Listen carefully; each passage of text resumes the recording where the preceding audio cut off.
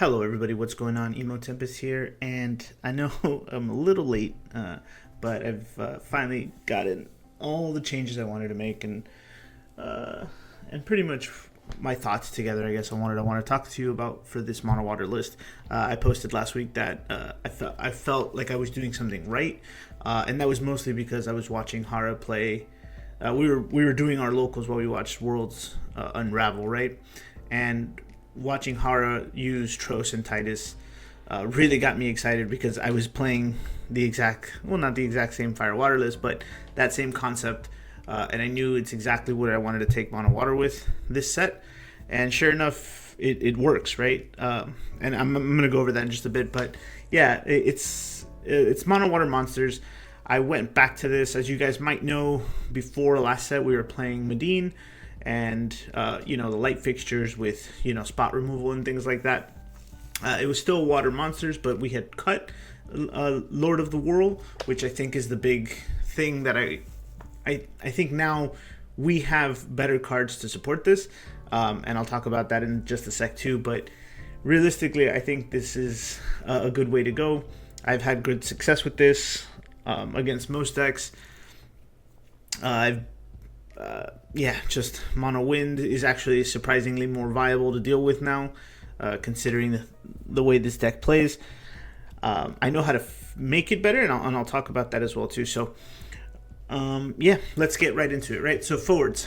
Starting off with one lightning. I really can't find myself cutting all of these because it helps against aggro. Right, you can never be too safe when it comes to the aggro matchups. So I always leave one to just draw it, bring it back with Lena, or search off a Thornton or some situation where I can play it and answer something early on when I don't have my backups for Ash and to play some of the bigger plays. Right, I am playing 2 copies of the 3CP Lena and 3 copies of backup Lena. I have slowly but surely been adopting more of the Japanese deck building styles that I've noticed over the last couple of sets, I guess. Names are S specials are really good to have. And if you guys don't play water or don't play Lena backup, you really are missing out on some of really good plays. The main point of this is there's 2 reasons for this, which I'm going to talk about, but it's never bad. Like, I find myself as a mono water player wanting to play both in the deck, but for reasons that we set on ourselves, we don't, right? And so I decided to let go of that and play them both, and I've found success for both of them, right? So obviously Lena backup is to mitigate your opponent hitting EX burst, which we all hate, right? We can't deny that even for just a little bit. The Lena forward, however, counts as both S fodder for the backup, but whenever you're playing A, the mirror matches, or B, mono earth or wolves, and all they do is Titus you, they're going to send it back. And obviously that strategy, I guess, kind of goes out the window when they see this, but it's better to keep Lena also, so you can just keep reviving, right? So they have to make that decision. I will tell you, in a single match, I've reborn Witch of the Fens 3 times after playing her already 3 times. Yes, this is water, so we still get close to deck out, but I've mitigated a little bit of that, and I'll talk to you in a second too. But the best thing is that we can take both avenues. Sometimes I've always found too that when I'm playing water, because a lot of these backups don't break, you have Yuna, Alchemist, now Corsair, Merwib, Larsa, Thornton. We don't really have ways to filter it ourselves. So if we do get stuck in that situation against a certain deck that doesn't have a lot of EX perks, we can always just pivot and rely on the 3CP Lena to do the action ability and bring out Leviathan or anything thereafter. But test with 5, please, guys, before you make changes, and then tell me how you feel. 3 Witch of the Fens, 1 Waka. I'm sure there is a water deck coming up soon. If no one else has figured it out, I'll take the time. But where we rely heavily on this Waka, the water engine, and the Lenas, because a lot of our monsters, Piranha, Sahajin, and Tros, are all 10. Plus we have Yuna, plus we can add Owaka and a couple other 10 cards like this Titus that just really get this guy's numbers going. if you guys aren't aware of this one, for each category 10 character other than Walker you control, he gains 1,000. And when he enters, choose a forward your opponent controls. If its power 2 is equal to or less than Walker's power, put it to the top of its owner's deck. Right? And he has an S for one, choose a forward, loses 5k until the end of the turn. It's really just that initial, send something to the top that we're really looking forward to. It will mitigate our Lena EX burst so we don't overdraw when we need to, but also controls what we're putting in there, right? And it's something that, I guess, think of it as a Refia, if you will. Obviously not to the same level, but, a piece of that. So I'm playing one at the moment. I am hesitant to add more for now, but like I said, I think the FF10 water deck is a thing, and I will take the time. That one will take me a little bit longer, I think, but you guys will get it when I'm done with it. 2 Titus. At first I wasn't too big on him, and if you couldn't tell, I've grown to like him because of the thumbnail, but between him alone is enough to give me, it's the draw that really got me excited, right? Because we had the 6-drop and then I think a 5-drop Titus recently, the 6 being water, which just bounces, and then the wind, which is 5 bounce, draw a card and gain a crystal while he's on the field. And this is a little weaker version than that, but between this, Tros, and Leviathan, I found a lot. And the fact that his EX burst really got me excited, right? So all of these, put together made him an actually playable card. Paired with Waka, honestly, if he was a 3-cost, it'd be busted, right? Because we could just Lena here, but I'm sure they thought of that. We have 1 realm because honestly, as much as I love playing the monsters, I had to make space. You guys might not like this, but I still find that 1 is enough. Once you draw and set up 3, you'll run into the other ones right away. The 3 Ash and 3 Leviathan are pretty common now, so no real explanation there. Other than now, I think he's back. The summons are pretty much the same, I think, across every water deck. I don't think we're really diving deep into the Leviathan yet, but that's coming up next also. So 3 Cooch, 3 Lev 6, and 2 of the Water Tarasu. Monsters, I'm going to leave this up to you guys, honestly. This is my spread. I ended up with 2 Piranha, 2 Apkalu, 1 Malboro, Sahajin, 1 Blue Worm, 2 Tros, and Echidna.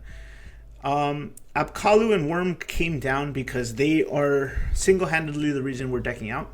We're usually drawing faster into a lot of stuff that we don't need, or just, I felt like it's getting us there and we're holding on. Also leaves us a little more susceptible to the, the Neo X-Death and the Alexanders from Wind. So I decided to spread out my numbers a little bit and have a little diversity, if you will.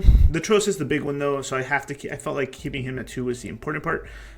Between Tros and Titus, you were drawing 2 cards a turn when something bounces, or two extra cards a turn when something bounces, right? If Tros is live, that's 2 extra cards a turn. When you have Tros and you play Titus, if they cancel Titus and you have Moogle FFTA, which is also the newest biggest thing from Opus 24, you will draw 2 cards. This is the best backup that Water needed right now. I'm not gonna lie. I was really hesitant to just put this as the cover picture, but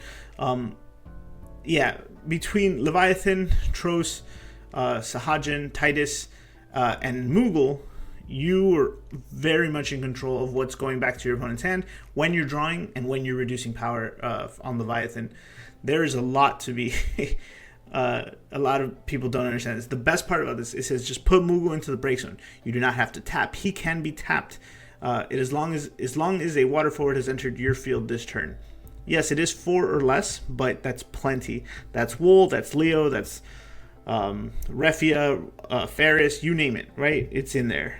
There's a few things that are 5-drop, like Tyvos, and things of that nature that sure you'll have to worry about, but Moogle FFTA will answer just about all of them. So the play that I always felt as a water player I got stuck with was whether I do Lena into Levy or Levy or hard casting Levy and the bounces don't go through, or I don't have Sahajin up, it sucks, right? Or I don't have the summon to do it. This Moogle fixes that problem 100%. You will never miss a an action to kill, to bounce something and kill something or draw something ever again when you have this.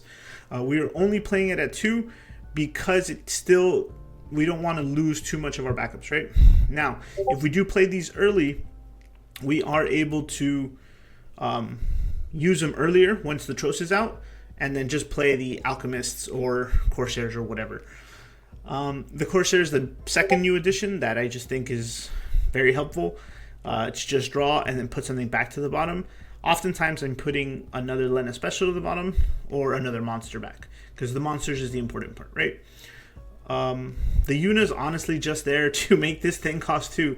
I would like to probably drop this down to 1, but I would need a little more testing for that. The rest of the backups are pretty straightforward. You have 1 Astrologian cut down. Since the EX burst is a little lower, I think we're at 16. This is a little less important because we have so much control with the amount of monsters and what we're doing.